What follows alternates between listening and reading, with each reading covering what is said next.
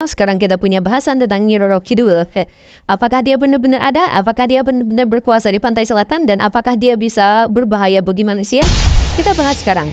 Bahasan ini muncul gara-gara di Facebook ada ajakan untuk menyerbu pantai selatan pakai baju hijau. Mungkin sebagai pembuktian bahwa Nyi Roro Kidul itu tidak akan bisa ngapa-ngapain kita. Ya mungkin begitulah. Dugaan saya sih ini terinspirasi dari serbuan orang-orang Amerika Serikat ke area 51 karena mereka juga pengen membuktikan bahwa di sana itu apakah teori konspirasi tentang alien yang hilir mudik di sana itu memang benar-benar ada. Tapi ini versi Indonesianya, jadi wajakannya adalah datang ke pantai selatan pakai baju hijau. Ya Baraya, kita akan bahas tentang Nyi Roro Kidul ini. Nyi Roro Kidul itu dalam kajian ilmiah, dalam ilmu pengetahuan yang yang membicarakan tentang budaya dan sejarah ini disebut sebagai mite, temannya legenda dan temannya dongeng. Tetapi berbeda dengan legenda dan dongeng, mite ini biasanya tokoh utamanya adalah makhluk supranatural. Jadi ini adalah bagian dari cerita rakyat. Kapan cerita ini mulai muncul? Tidak diketahui, namanya juga folklore. Kalau folklore itu kita tidak pernah tahu siapa yang pertama kali menceritakannya. Tetapi dia mulai ada diperkirakan jauh sebelum Masehi. Sebelum orang Indonesia bisa mengenal tulisan. Dugaan para ilmuwan adalah di pantai selatan itu ombaknya sangat besar, sangat kuat, dan sering terjadi badai. Baraya coba lihat kondisi geografis, kondisi letak geografis pantai selatan Jawa. Itu beberapa puluh kilometer ke dalam, itu ada palung Jawa, salah satu palung paling dalam di Indonesia, bahkan di dunia. Dan kalau tarik terus ke selatan, itu memang tidak ada daratannya lagi. Kalau balik ke sebelah sini sih, di sebelah selatannya ada Australia gitu. Tapi kalau Jawa Barat khususnya, itu tarik ke selatan, itu udah nggak ada apa-apanya lagi, itu udah langsung mentok ke kutub selatan.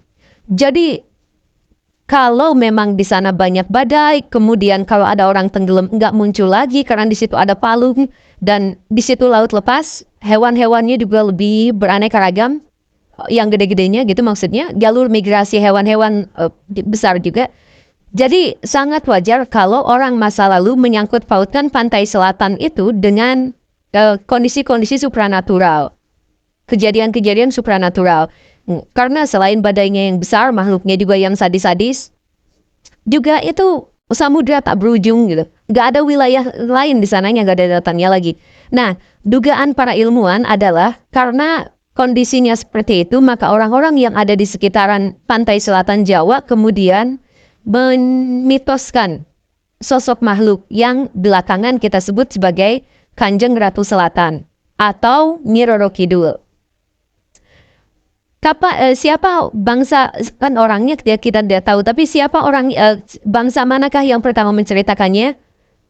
Orang Sunda di Kerajaan Pajajaran pernah punya cerita Dewi Kandita yang disantet dan akhirnya nyemplung ke laut, kemudian dia jadi penguasa Dedemit.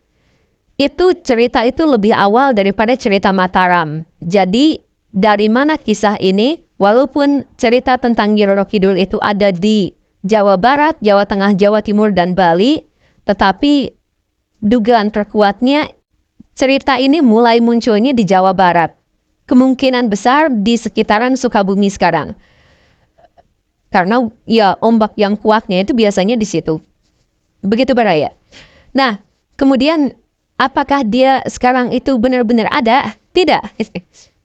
Ya, saya ngomongnya tidak itu secara ilmiah. Kalau saya mohon maaf kalau ahli spiritualis Jawa yang kejawen atau raja-raja di Mataram dan para ajudannya di sana, saya mohon maaf kalau masih mempercaya seperti itu ya silahkan. Tetapi saya di sini pengen menjelaskannya secara rasional dan dalam sudut pandang rasional itu tidak ada Nyi Roro Kidul itu, tidak pernah ada. Kenapa tidak tiba-tiba langsung ada klaim tidak pernah ada? Jadi begini Baraya, Nyi Roro Kidul itu menjadi populer, menjadi kuat, ceritanya menjadi banyak dan sekarang udah beraneka ragam. Jadi bahkan sekarang bersatu ya, Kanjeng Ratu Selatan dengan Nyi Roro Kidul itu bersatu, padahal itu adalah dua tokoh yang berbeda di generasi cerita awal. Tapi kenapa sekarang bisa populer seperti itu? Dugaan saya ini gara-gara Pak Sutawijaya. Sutawijaya itu adalah raja pendiri Mataram. Islam sekitar abad ke-16-an. Sekitar tahun 1500-an akhir. 1400 sampai 1500-an. Bagaimana cerita ini bergulir? Ceritanya adalah begini. Orang Jawa itu tidak pernah percaya kalau ada pemimpin yang berasal dari rakyat jelata. Mereka percaya bahwa pemimpin itu darahnya berbeda. Masyarakat normal itu darahnya merah. Pemimpin itu darahnya biru. Sebab tidak mungkin ada orang yang darahnya sama, strapanya sama, sama-sama manusia biasa. Kok bisa memimpin orang lain? Itu orang Jawa kuno, khususnya di zaman Hinduisme di Indonesia itu tidak percaya dengan seperti itu. Makanya mereka menyatakan melabelkan bahwa penguasa itu pasti darahnya biru. Dari keturunan dewa. Jadi, kalau si raja itu meninggal, siapa penggantinya? Kata orang Jawa kuno, penggantinya harus anaknya atau yang memiliki hubungan kekerabatan dengan dia. Kenapa? Karena sama-sama darah biru, sama-sama darah keturunan dewa. Begitu kurang lebihnya. Jadi tidak boleh sembarangan, tidak boleh sama orang lain, karena itu udah prahnya dari sananya udah seperti itu, turun-temurun. Nah, dalam sejarah Indonesia, dalam sejarah di Jawa khususnya, ada 2 orang raja yang dia tidak diangkat berdasarkan silsilah. Yang pertama itu adalah Ken Arok, dia Sudra. Dan yang kedua itu adalah Sutawijaya yang sekarang kita bahas. Nah, 2 orang ini ketika dia diangkat menjadi raja, dia harus melegitimasi kekuasaannya, harus menekankan kepada masyarakat bahwa kami memang bukan keturunan raja, tapi kami berhak. Karena kami memiliki kekuatan spiritual, karena kami memiliki kekuatan magis yang berasal dari dewa. Ken Arok menghubung-hubungkan dirinya itu dengan dewa, bahwa dirinya, maaf ya, ibunya itu diperkosa sama Dewa Brahma, dicurangi, kemudian si Dewa Brahmanya nyamar jadi suaminya, kemudian terjadi hubungan itu dan jadilah anaknya Ken Arok. Jadi Ken Arok memang bukan dari keturunan raja, tapi dia mengklaim langsung, saya bukan keturunan raja, tapi saya keturunan dewa. Dengan itulah dia mendapatkan legitimasi kekuasaannya atas rakyat-rakyatnya. Nah, orang yang kedua adalah Sutawijaya. Sutawijaya juga bukan keturunan raja. Dia yang membunuh Arya Panangsang.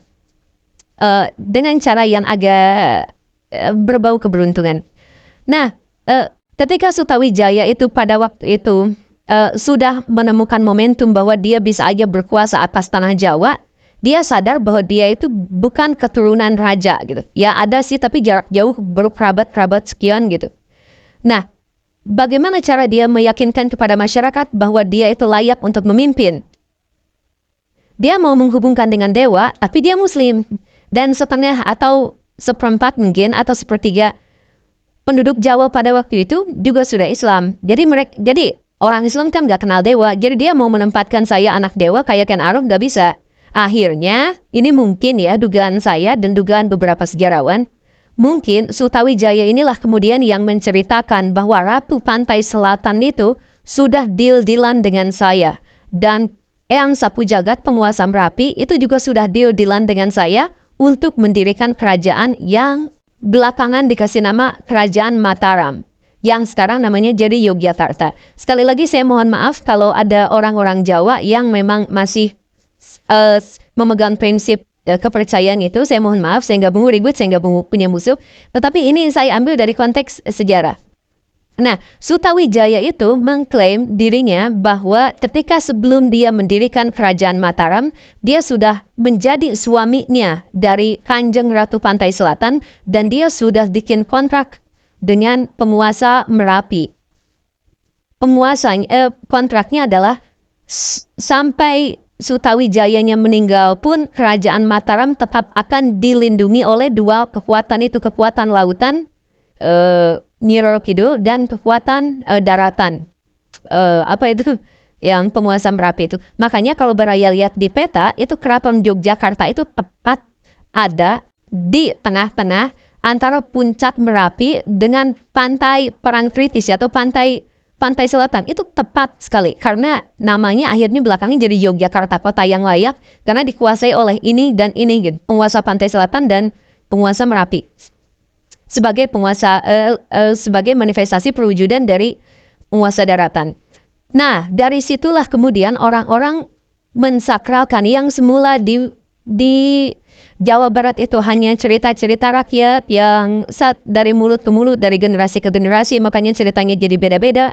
Nah, ketika sudah masuk menjadi legitimasi politik Sutawijaya, itu sekarang ceritanya mitosnya menjadi sangat sakral.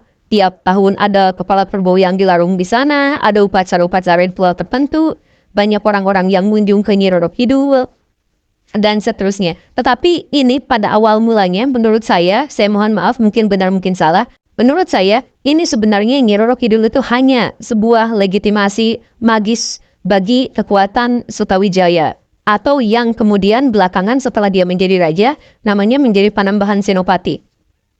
Jadi begitu Baraya.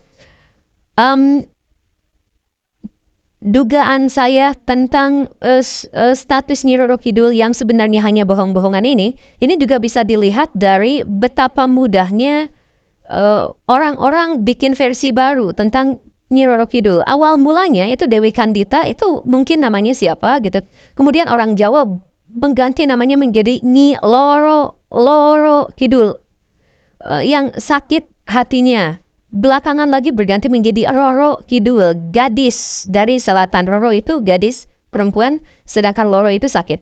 Kemudian berganti lagi, Nyi Loro Kidul dengan Ratu Pantai Selatan, itu kan beda tokoh. Jadi Nyi Roro Kidul itu hanya anak buahnya, hanya patihnya dari Ratu Pantai Selatan. Tapi belakangan si Ratu Pantai Selatan juga akhirnya menyatu jadi ini. Kemudian nanti ada Nyi Blorong. Satu versi menyatakan itu adalah anaknya, versi yang lain ini menyatakan bahwa itu adalah Nyi Roro Kidul asli juga sebenarnya, dan ada Nyi Roro Anteng, ada banyak sekali cerita. Ini sebenarnya menunjukkan bahwa cerita ini berkembang dari generasi ke generasi karena tidak tertulis, tidak ada hak cipta, tidak ada kejelasan siapa sesungguhnya yang menceritakan ini awalnya, dan ya mengalir saja dari generasi ke generasi sehingga menjadi sangat berbeda-beda.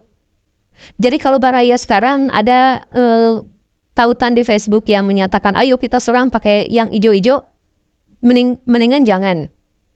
Saran saya sih mendingan jangan. Itu kan musyrik. Percaya pada Nyi Roro Kidul. Percaya pada Nyi Roro Kidul itu tidak musyrik. Musyrik itu kalau percaya bahwa dia punya kekuatan mandiri di luar kekuatan Tuhan. Karena di dalam Islam kalau patokannya Islam, jin itu ada, dan Nyi Roro Kidul bisa saja dikategorikan sebagai jin kalau mau dimasukkan. Tetapi dalam sudut pandang ilmiah, ya nggak usah dimasukkan juga, itu kan cerita rakyat. Dan harus dihargai aja cerita rakyat. Dan gini, pernah kita bahas di episode berapa gitu, cerita rakyat itu, mau itu bentuknya dongeng, mau itu bentuknya mite, mau itu bentuknya legenda, ada materi, ada pelajaran yang harus disampaikan di dalam itu, yang kalau dilanggar bisa saja berbahaya. Di Pantai Selatan tidak boleh pakai baju hijau, menurut saya bukan gara-gara Nyi Roro Kidul benci, tapi kalau Baraya berenang di sana pakai baju hijau terus tenggelam, itu Baraya nggak akan ada yang nemuin lagi gitu. Selain karena ombaknya di dalam sangat kuat, pakai baju hijau itu benar-benar menyamarkan Baraya dengan ombak lautan di sana yang juga warnanya cenderung hijau kalau dari dekat. Jadi ini jangan diremehkan, ini bagaimanapun cerita rakyat. Baraya mau sebut ini bohong, mau sebut ini tahayul, ya nggak apa-apa. Tapi silahkan hormati bagian dari cerita rakyat itu. Yang jelas sekali lagi saya katakan secara ilmiah, Nyi Roro Kidul itu hanya cerita legitimasi dari Sutawijaya. Begitu Baraya, itu saja. Semoga tidak terlalu panjang. Silakan nonton episode-episode selanjutnya, dan sebelumnya